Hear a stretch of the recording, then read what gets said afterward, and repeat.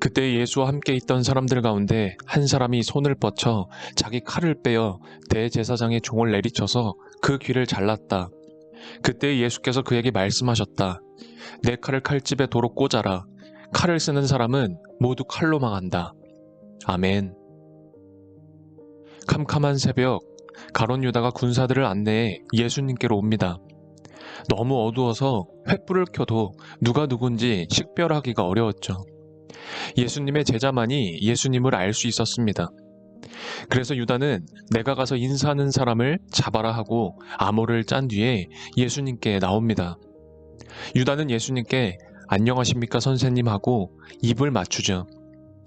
스승에게 입을 맞추는 것은 당시 가장 존경한다는 뜻을 가진 행위였습니다.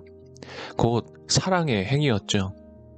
그런데 이 사랑의 행위를 유다는 배신의 표시로 사용합니다. 그 장면을 보는 순간 베드로는 흥분하여 칼을 빼들어 대제사장의 종의 귀를 베어버립니다.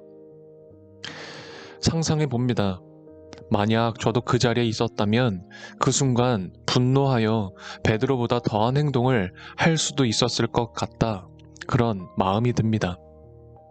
그런데 예수님은 친구여 무엇하러 여기에 왔느냐 하십니다. 여전히 고요하고 평화로우신 음성으로 유다에게 회개를 촉구하십니다.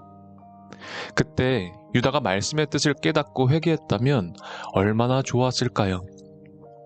그러나 유다는 벌써 눈이 흐려졌습니다. 무엇인가 붙들린 마음은 완전히 어두워진 상태라 예수님의 말씀을 알아들을 수 없었습니다. 어떤 것에 붙들려 있는 사람은 아무 소리도 들리지 않고 아무것도 보이지 않습니다. 예수님은 마지막 순간까지 유다의 회개를 구하고 있지만 유다는 예수님의 말씀을 알아듣지도 받아들이지도 못하죠. 예수님이 체포되는 순간 모두 공포에 떨었고 베드로는 칼을 내리치는 만용을 부립니다.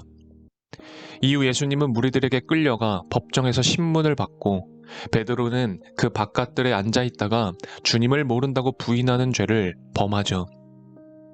사실 베드로는 예수님께서 겟세마네 동산에 올라가 기도하실 때 시험에 들지 않도록 깨어 기도하라 하신 그 말씀도 알아듣지 못했습니다. 그저 잠만 잤습니다. 베드로는 예수님과 소통이 없었습니다.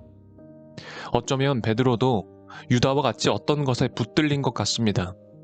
내가 해내야만 한다는 강박 말입니다. 오늘 묵상집에서는 우리들에게 아주 중요한 질문을 던집니다. 예수님을 붙잡으러 온 무리들과 마주한 그 위기의 순간, 왜 베드로는 먼저 예수님께 해결 방법을 구하지 않았을까요?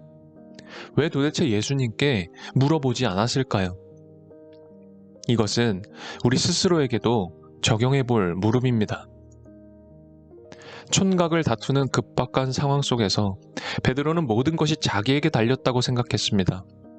내가 해결해내야만 한다고 무력을 사용해서라도 어떻게든 예수님 지켜내겠다는 것이었죠. 그 심정은 10분 이해가 됩니다. 그러나 우리는 메시아가 아닙니다. 어떤 일이 있을지라도 우리는 신뢰와 순종의 시선으로 예수님을 바라보고 우리에게 무엇을 원하시는지 물어야 합니다. 어떤 이들은 이런 생각을 할 수도 있을 겁니다. 우리가 할 수 있는 게 고작 물어보는 것 뿐인가요? 너무 무기력한 것 아닌가요? 뭐라도 해야 하는 게 맞지 않나요? 라고 말이죠. 아닙니다. 예수님께 물어보는 것, 순종과 신뢰의 자세로 내 삶의 상황을 지키는 것은 절대 무기력한 것이 아닙니다.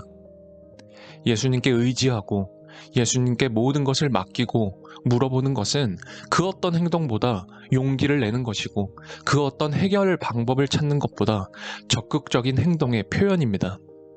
왜냐하면 예수님께서 저와 여러분을 위해 그분의 목숨을 내려놓기까지 우리를 지키시는 분이 바로 예수님이시기 때문입니다.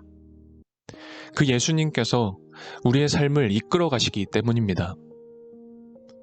모든 것은 주님께 달려 있습니다. 이번 한 주의 삶에 우리의 고백이 이렇게 이어지길 바랍니다. 감정보다, 의지보다 주님을 먼저 찾을 수 있길 바랍니다.